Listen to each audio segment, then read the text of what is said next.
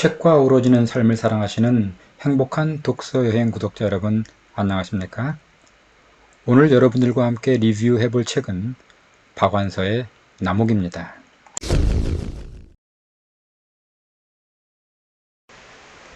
여러분들은 다음 화면에 보이는 그림들을 보신 적이 있으신지요?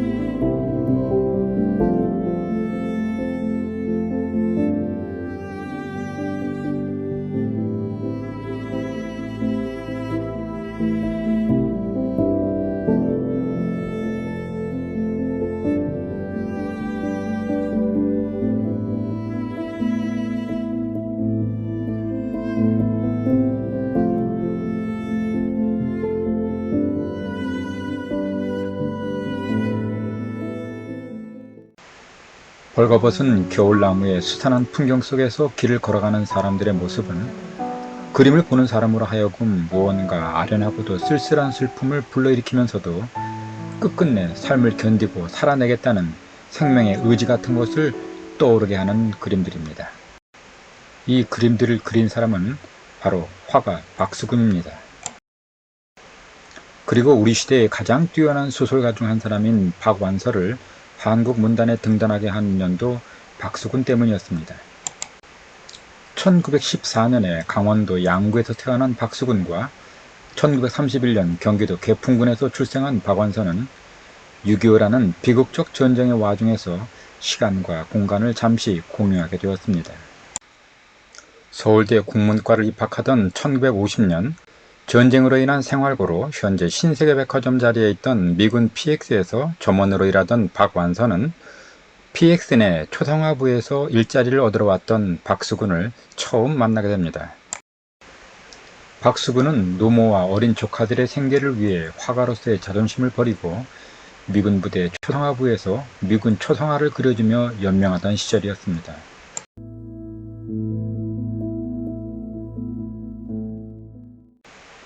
박완서는 이 시절 우연히 놀러간 박수근의 어둡고 초라한 단칸방에서 보았던 겨울나무 그림에 얽힌 이야기를 나목이라는 제목으로 40세의 나이에 여성 동화에 발표하며 문단에 데뷔합니다.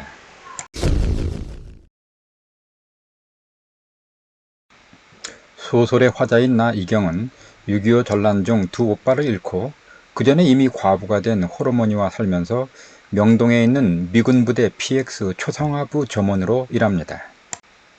미군들을 상대로 초상화부의 호객과 초상화 관련된 업무를 보던 어느 날 초상화부에 오키도라는 이름의 환쟁이가 새로 들어오게 됩니다. 최 사장 옆에는 그와는 대조적으로 우람하게 큰 중년의 사나이가 개면적은 듯이 웃고 있었다. 염색한 군복을 비좁은 듯이 입고 있는 그의 얼굴은 일종의 선량함, 어리석지 않은 선량함으로 의젓해 보였다. 그의 늠름한 체구와 구겨지지 않은 표정으로 해서 옆의 최만길이 한결 왜소하게, 그리고 말쑥한 양복과 붉은 타이가 갑자기 천박하게 보였다. 나는 그런 묘한 대조가 유쾌해서 그를 향해 마주 웃어주고는 책상 서랍에서 일거리를 꺼내 기한을 보아가며 급한 것부터 네 사람의 환쟁이들의 오늘의 일거리를 대충대충 몫을 지어봤다. 오키도 씨와의 첫 대면 후 어둡고 불안한 전쟁과 아버지와 두 오빠를 잃은 흉흉한 집안 분위기에 염증을 느끼던 이경은 어쩐지 때묻지 않고 우직한 오키도 씨를 조금씩 마음에 두게 됩니다. 그러던 어느 날 고지식한 오키도 씨가 다이아나 김이라는 여자의 초상화를 그려주고도 사례를 받지 못하자 이경이 대신 나서 돈을 받게 해줍니다. 오키도 씨는 감사의 표시로 이경에게 저녁을 사주게 되고 어느새 그에게 따뜻한 사랑을 느낀 이경의 마음은 마냥 설레기만 했습니다. 끝나지 않은 전쟁의 와중에서 잠시 얻은 평화이기에 주인공 이경을 비롯한 PX 사람들은 저마다 미래에 대한 불안으로 인해 무언가 따뜻한 의지처를 간절히 희구하고 있었습니다. 오키도 씨는 진정한 예술가로서의 화가를 꿈꾸지만 불운한 시대는 그를 한낱 미군들의 초상 하나 그려주는 환쟁이로 내몰았습니다. 한편 이경은 자신의 기구한 운명을 겨울나무처럼 견디고 있는 중이었습니다. 이경은 전란 중에 포격으로 두 오빠를 잃고 가까스로 살아남았지만 생때 같은 두 아들을 졸지에 여인 엄마는 그날부터 살고자 하는 의욕이 전혀 없는 사람이 되어버렸습니다. 포격으로 이지러진 흉물스런 고가에 마음에 깊은 상처를 입은 두 모녀가 짐승처럼 속울음을 삼켜내며 하루하루를 살아내고 있었던 것입니다.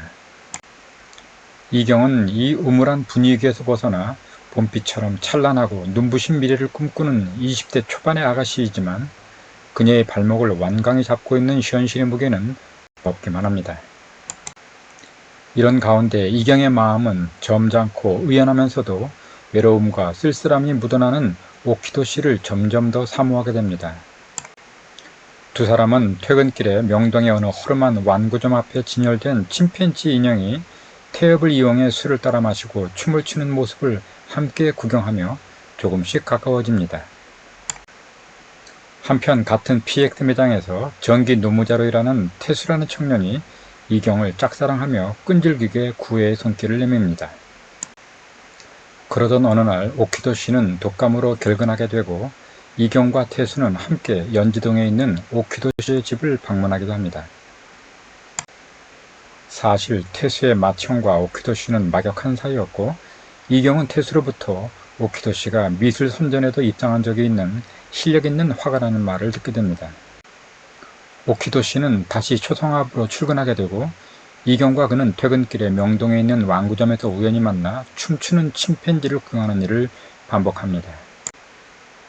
그러던 어느 날 문득 오키도 씨는 자신이 화가가 아니라는 두려움을 떨쳐버리기 위해 며칠 쉬면서 오직 그림에만 정진과 몰두를 하고 싶다고 말합니다. 난 오랫동안 그림을 못 그렸어. 너무 오랫동안. 아직도 내가 화가인지 궁금할 만큼 오랫동안. 나는 내가 사람이 아니란 것보다 화가가 아닌 것이 더 두려워. 화가가 아닌 난 무엇일 수 있을까? 도무지 짐작도 할 수 없어. 며칠 동안만 내가 화가일 수 있게 해줘. 오키도 씨는 그렇게 다시 출근을 안 하게 되고 이경은 초성화 후 그의 빈자리가 허전하기만 합니다. 꽤 여러 날이 지나고 오키도 씨가 그리워진 이경은 초성화 후 간절을 전달한다는 핑계로 연지동 그의 집을 혼자 찾아갑니다. 그리고 그의 집 윗방에서 그가 그리고 있는 벌거벗은 겨울나무 그림을 처음 보게 됩니다. 나는 캔버스 위에서 하나의 나무를 보았다. 섬뜩한 느낌이었다. 거의 무채색의 불투명한 부연 화면에 꽃도 잎도 열매도 없는 참담한 모습의 고목이 서 있었다. 그뿐이었다. 화면 전체가 흑백의 농담으로 마치 모자이크처럼 오톨도톨한 질감을 주는 게 이채로울 뿐 하늘도 땅도 없는 부연 혼돈 속에 고목이 괴물처럼 부유하고 있었다. 한 발의 고사한 나무, 그렇다면 잔인한 태양의 광선이라도 있어야 할 것 아닌가. 태양이 없는 한 발, 만일 그런 게 있다면 짙은 안개 속의 한 발, 무채색의 오톨도톨한 화면이 마치 짙은 안개 같았다. 왜 그런 잔인한 한 발이 고사시킨 고목을 나는 그의 캔버스에서 보았을까? 그림을 보고 오키도 씨 집을 나서면서 이경은 모딜리아니의 그림처럼 하얀 목을 한 그의 부인을 책망합니다. 왜 남편이 그렇게 황량한 그림을 그리도록 그의 기가를 채워주지 못했느냐고 따졌던 것입니다. 한편 이경을 짝사랑하던 태수는 그의 형과 형수를 초대한 자리에 이경을 오도록 해서 아직 마음이 열리지 않은 이경이 얼떨결에 태수의 신붓감으로 소개됩니다. 정작 이경이 사랑하는 오키도 씨는 볼 수 없고 끈질기게 구애해오는 태수도 별 관심이 없는 상태에서 이경은 자신을 유혹하는 미군 조우와 충동적인 동침을 하게 됩니다. 하지만 문득 눈에 들어온 분홍색 침대 시트를 보고 이경은 발작에 가까운 비명을 지르며 밖으로 나오게 됩니다. 그녀만의 고통스러운 사연이 이 장면에 이어 소설 속에서 소설됩니다. 우리 집은 터가 넓다 뿐 이웃에 새로 들어선 문화주택에 비한다면 보잘것없는 고가였고 이웃 간에는 인심 좋은 착한 이웃으로 통했고 우리의 생활은 거리에서부터 너무도 깊이 은닉되어 있었다.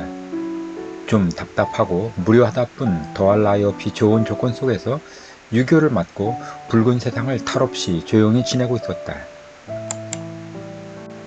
물론 느닷없이 들이닥치는 민청원 임내, 여맹원 임내들의 눈에서 오빠들을 보호하기 위해 용이 쥐도하게 은신처를 마련해 놓고 있었다. 참마루 위 천장은 다락하고는 분리되어 있으면서 천장이 베니어판이 아닌 든든한 판자로 되어 있어서 어머니와 나는 판자의 한쪽을 뜯어내어 그 위에 감쪽같이 훌륭한 방을 꾸몄다. 그런 어느 날 밤 우린 통 소식을 모르던 큰아버지와 미니 오빠의 방문을 받았다. 그들은 몰라보게 야위고 행색은 영락없는 거지였다. 시골 처가로 전전하다가 세상이 험악해지니 거기도 만만찮아 여자들만 남겨놓고 이리로 온 모양이었다. 군인 가족, 이것이 그들이 아무데도 발붙일 곳 없는 죄명이었다. 그들은 어머니가 급히 지은 보리가 듬성듬성 섞인 밥을 한 그릇씩 개눈 감추듯이 비웠다. 우리 모녀는 외마디 소리를 지르며 서로 얼싸안았다. 방바닥이 크게 들썩이며 귀가 괭괭했다. 그러나 괭괭한 건 어떤 큰 음향의 여운일 뿐 최초의 큰 폭음은 너무도 커서 뚜렷한 청각의 기억이 없었다. 어머니가 미친듯이 뛰어나갔다. 아직도 멍멍한 귀에 어머니의 맨발이 마루에 흩어진 유리조각을 밟는 소리가 소름 끼치게 들렸다. 방바닥에 쌓인 흙덩이와 아스러진 기왓장 위에 어머니가 길게 정신을 잃고 쓰러져 있고 나는 휑하니 뚫린 지붕의 커다란 구멍으로 마구 쏟아져 들어오는 달빛으로 처참한 광경을 또렷이 보았다. 검붉게 물든 호청, 군데군데 고여있는 검붉은 신열, 여기저기 흩어진 고깃덩어리들, 어떤 부분은 아직도 삶에 집착하는지 꿈틀꿈틀 단발마의 경련을 일으키고 있었다. 그 싱싱한 젊음들이 어쩌면 저렇게 무참히 해치될 수 있을까? 나는 악을 쓰려했으나 목이 콱 막혀 아무런 음향도 이루지 못하고 거듭거듭 몸을 떨며 몸소리를 치며 황급히 도망치려 했으나 발이 휘청거렸다. 이경은 피난을 가지 않고 고가 행랑채에 숨어있던 두 오빠들이 폭격으로 산산조각이 나는 처참한 현장을 목격한 트라우마가 있었던 것입니다. 이경의 제안으로 두 오빠들을 폭격을 맞은 행랑채로 피신시켰다는 죄책감과 두 아들을 잃은 후 딸의 존재에는 철저히 무관심한 어머니에 대한 증오심까지 더해졌습니다.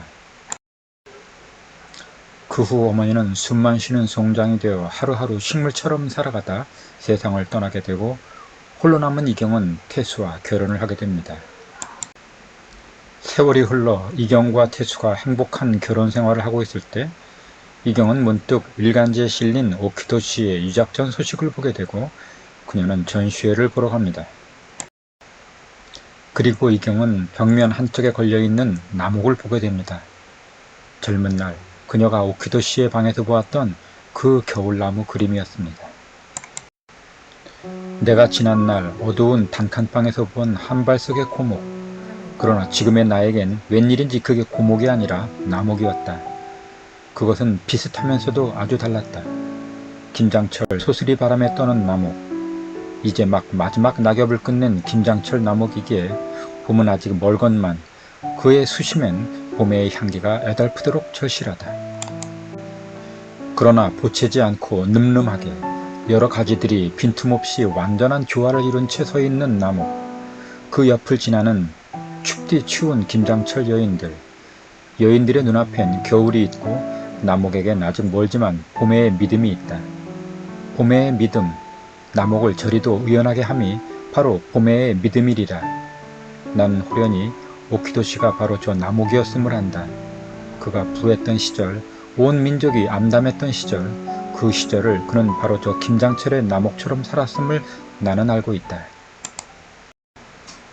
강원도 양구라는 곳에는 박수근 미술관이 있습니다. 곤고한 세상을 나목처럼 살다간 박수근의 자취와 또 한 예술가의 삶을 이토록 아름답게 그려낼 줄 알았던 박완서의 소설 나목을 추억하기엔 더할 나위 없이 좋은 곳입니다.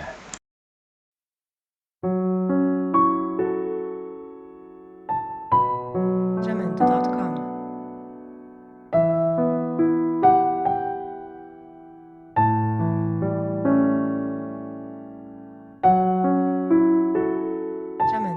Jamendo.com.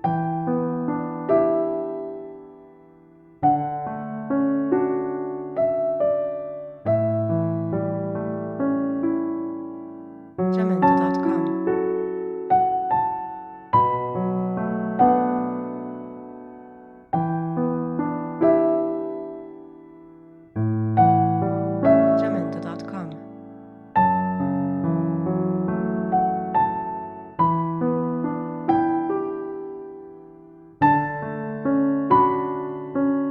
Jamendo.com.